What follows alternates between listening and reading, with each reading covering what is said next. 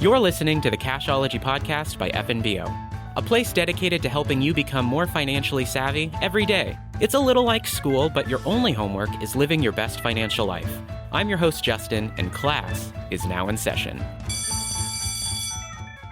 It's halftime, and we're not talking about football here. If you're in your 40s, you're halfway into your working life, halfway into your career. You've got 20 or so more years to go before retirement. So now is the perfect time to assess your financial situation. How's everything going? Are you where you want to be? Is your game plan on track to meet your future goals? Or do you need to make some halftime adjustments?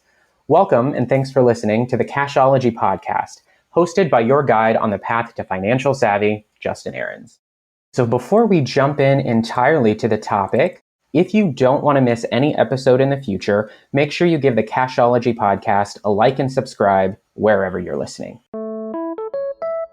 Today's fun topic is managing your money in your 40s. And with me today, I have Travis Stecker. Travis is a financial advisor with First Investments in Planning based out of Kearney, Nebraska. Welcome, Travis. Thanks for having me, Justin. Appreciate being here. How about just to introduce yourself a little bit, take us through like the day in the life. What is a financial advisor? What do you kind of do? Yeah, that's a great question. So every day is a little bit different. That's why I love my job. I've been with the bank just about 6 years. January will be 6 years, and kind of been in the Kearney Grand Island market that entire time. And, day to day, really meeting with people. Everybody has different life events happening that they have questions on. And so I get to be there to help answer those questions that they're struggling with. Get to help folks invest money in the market, get to help them with retirement plans, large expenditure plans, legacy planning, estate planning, lots of different options like that I get to assist with and be a part of in people's lives. That's very cool. And so I'm sure this will be an exciting topic for us. And so one thing that I've got to hear from some of my friend groups, I have like a diverse friend group, is it seems like being in your 40s is the place to be. People seem to really like being in their 40s. I've got a few friends that are in their 40s and they kind of just say, they're happier than ever. And why do you think people enjoy the 40s? I think people in their 40s are starting to figure out what they're passionate about, figuring out their careers. Potentially, if they want to start a family, they have that wrapped around them. They're in their accumulation years. They're just trying to figure out who they are and where they want to go in life. Starting to actually make some goals instead of just dreams. All right. So I read a list the other day, 40 great things about being in your 40s. Number one, you finally settled on a wardrobe.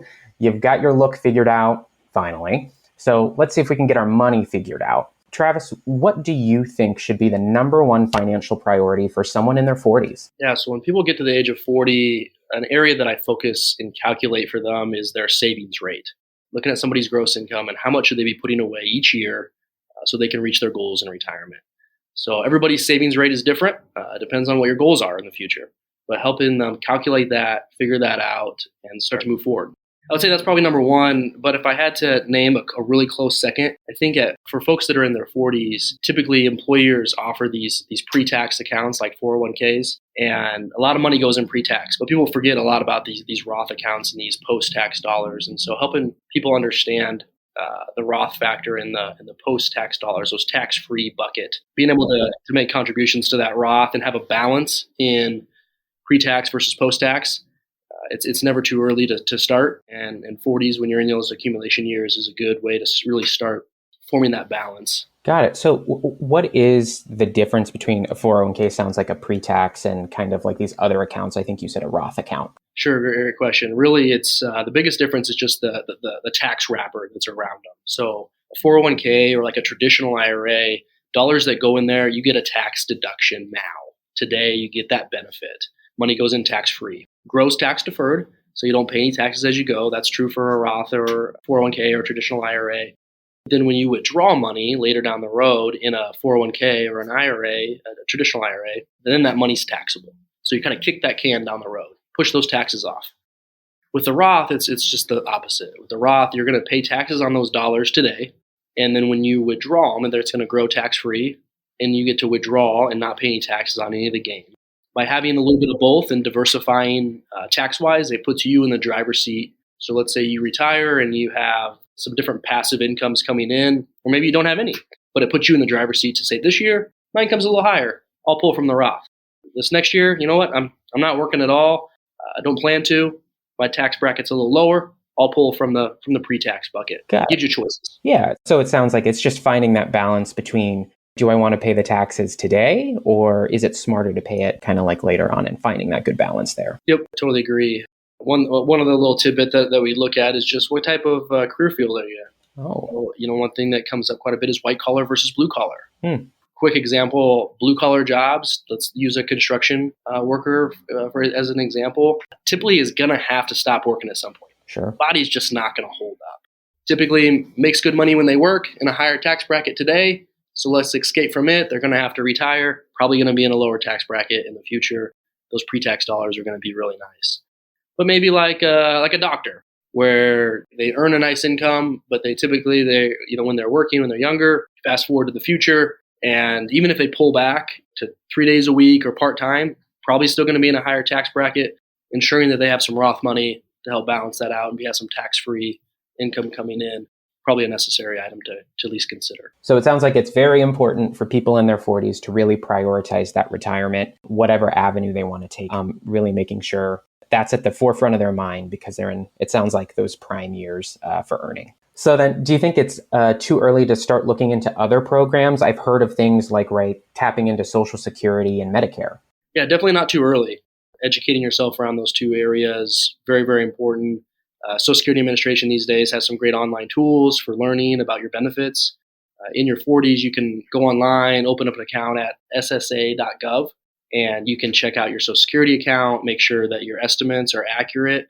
They record all your contributions each year. So we'll make sure you're getting full credit for the Social Security that's being withheld out of your paycheck. So monitoring that year after year is an important thing to do. And then you can also start kind of doing some calculations on what your Social Security might look like if you took it at the earliest at 62, or if you're full Social Security age, or if you put it all the way up to age 70. We can start utilizing some projection programs that we have through the Social Security office or through FMBO, and go that route. Are there any special challenges for someone in their 40s that they might face as it relates to their finances? Lots of them. Too many of them for those in their 40s. You get in your 20s and your 30s, and it's just really expensive, right? You're upgrading cars, you're buying your first house, you're probably getting married, you're having kids. There's just a lot of expenditures. You get in your 40s and you're making good money, and spending just doesn't go away. Those bills keep coming in. And so spending is always a continued challenge. That's why I mentioned before that number one priority is making sure you're at the right savings rate. Because if you're at that right savings rate, then you can go have fun and spend on a lot of other things. So spending is probably the biggest challenge that we see for people in their 40s these days. Got it. So what are good ways then to kind of find your spending rate? It sounds like that almost sounds like a budget, right? I would agree. That's a great place to start. And nowadays too, for those that like putting pen and paper down and write it all out, great option. Definitely do it if that's your thing. But for those that like a little more automated system, I encourage clients to go use software programs like mint.com that you can account aggregate different accounts at different institutions. There's applications these days like You Need a Budget that you can use. There's Excel docs, there's QuickBooks that you can link to your checking account and help funnel credit card transactions and things like that and tell your spending. One thing I use on FMBO's site, specifically on the credit card, is there's a year-end report that you can run on your own credit card. And it kind of itemizes out different sectors that you spent money on: healthcare, food, entertainment, things like that. So I think just being aware of where your money's coming in at and where it's going out is just going to be a great place to just get started. Very cool. Are there types of spending that are kind of appropriate to have, right? I think of myself, I'm kind of frivolous with my money. I'll go out and spend it on things that I want. So when we talk about spending, maybe a budget, are there good things in there that are kind of like okay to have? Yeah, I mean, I think in terms of debt comes up a lot. People in their 40s, right? You probably bought your first house, you probably upgraded that old junker car you had just recently upgraded, and maybe you have a car payment, maybe still working on student loans, right? There's typically in your 40s, especially lower 40s, there's probably some fixed payments that you're having to make. And so we talk a lot about good debt and bad debt. Good debt are going to be those assets that are either you're investing in yourself, like student loans, your education, maybe a future job, maybe a future promotion that's worth taking out. You have your house that typically appreciates maybe 2 to 3%. There's different assets that potentially can help fund your retirement in the future. We look at bad debt, revolving lines, high interest credit card debt, Those types of things we really got to work hard to stay away from or keep under control. One of the ways we do that, and some pieces of advice that I usually give, is if you first ensure that you have an emergency savings in place, then you don't have to use a credit card. That emergency savings is what covers you when you have the furnace go out or the roof needs to be put on, or you want to take a big vacation, or want to spend money on some of these things that you want to do and have some fun. That savings is there to meet that need and not bad debt or revolving credit.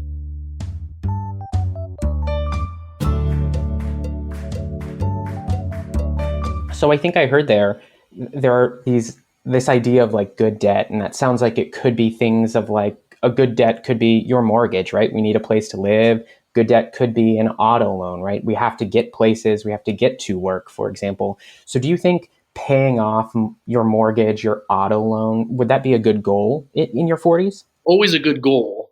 Now, I will tell you that nowadays it's becoming very individualized. And what I mean by that is typical person these days stays in a house 7 to 8 years. And with that fact known, that's a question that I always want to uncover is how long do you plan on? Is this a tweener home? Is this a forever home? Because if you tie up a lot of your money in a piece of property like real estate, that's an illiquid asset, the only way you're going to get that return on your investment is if you sell it. So if you're not comfortable selling it, we got to have a nice balance of paying off the debt versus cash flowing other items like a 401k, like maybe a Roth, like fun. Oh, yeah. And so it's a balance when it comes to paying off a house. Now, I will tell you probably the way I answer most of the time when it comes to like car loans, things like that, if it's at a high interest rate, depending on what the market's given us and where rates are at, typically I'm encouraging folks to try to get that paid off as fast as possible. Debt just doesn't affect our balance sheets and our personal financials, but it also affects us mentally and emotionally. And so getting that stuff paid off of our shoulders can just bring some much needed happiness to our lives too. And it's hard to put a price tag on that. Yeah, absolutely. So I think I heard a lot here so far, focusing on, fueling your retirement. You're in your 40s. That's probably a great place to start looking at 401ks, maybe some Roths, maybe some other programs as well. And then also kind of understanding your spending, kind of managing the debt where it's appropriate and kind of what your short-term, long-term goals are. So beyond fueling retirement accounts, getting rid of debt, what else can people in their 40s be looking at? Protecting your assets that you do have. Benefit enrollment just happened for FMBO, and so ensuring that your disability insurance is up to date, your homeowner's insurance policy is up to date, life insurances are there, protecting the assets that you have worked so hard in your entire life to accumulate, and then protecting against those what-if scenarios that we hope that never occurs, but we know sometimes that does. And so ensuring that those life insurance, if we would have a life event like that take place, that life insurance is going to pay out appropriately to that surviving spouse and take care of if there's any kids involved and help meet your goals. Yeah, very important things. It's like, we think we've got it made in our 40s, but it's almost like there's still so much more to do. I would agree. There is a lot of things. And typically, not everybody, but a lot of people have families, once you get into your 40s or just have loved ones in general that you want to have taken care of if you weren't there to provide. And so with that being the case, no matter whether you're married or you have kids or not, if you have loved ones in your life, the chances you want to protect them, and you do that with insurance products. Yeah, so we have those relationships and, figuring out in your 40s kind of how to navigate that path of, right, your short-term goals financially, long-term goals financially.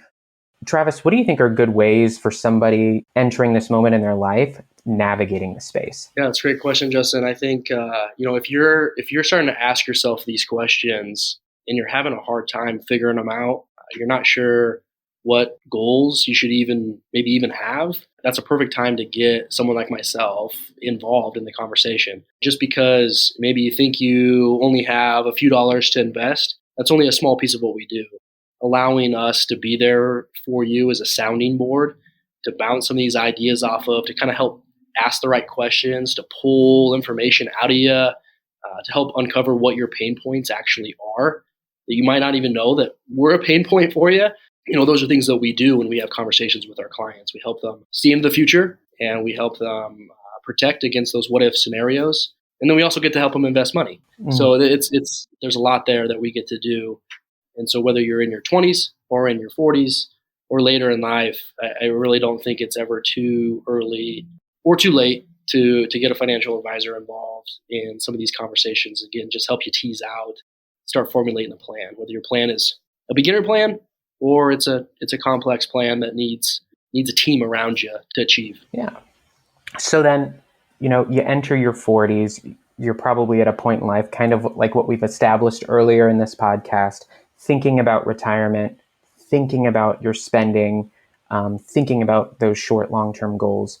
What do you think someone in their 40s, maybe top 3 things they should look for in a financial advisor?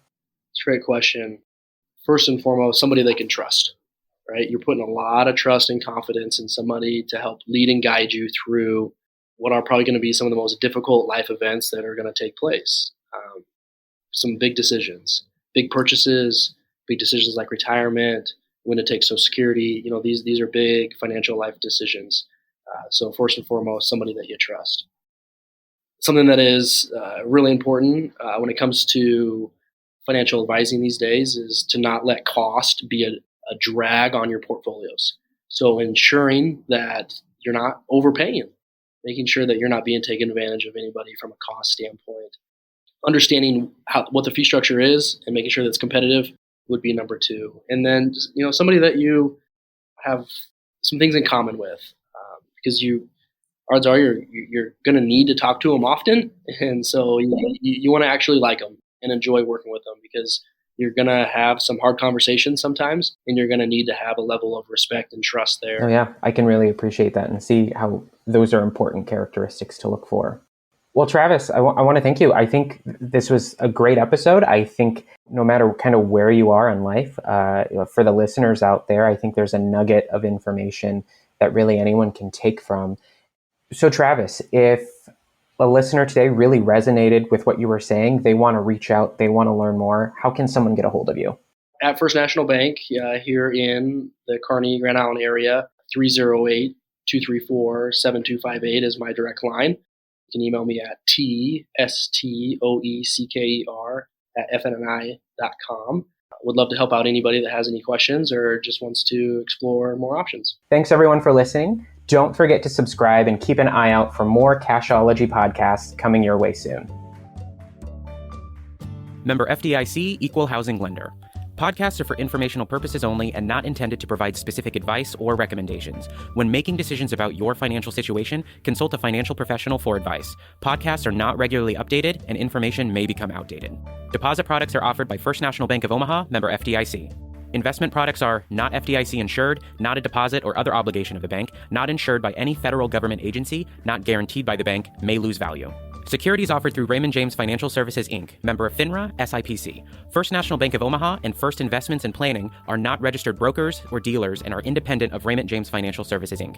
Investment advisory services offered through Raymond James Financial Services Advisors, Inc. The Cashology Podcast, copyright First National Bank of Omaha. The foregoing information has been obtained from sources considered to be reliable, but we do not guarantee that it is accurate or complete. It is not a statement of all available data necessary for making an investment decision, and it does not constitute a recommendation. Any opinions are those of Travis Stecker and not necessarily those of Raymond James. Every investor situation is unique, and you should consider your investment goals, risk tolerance, and time horizon before making any investment.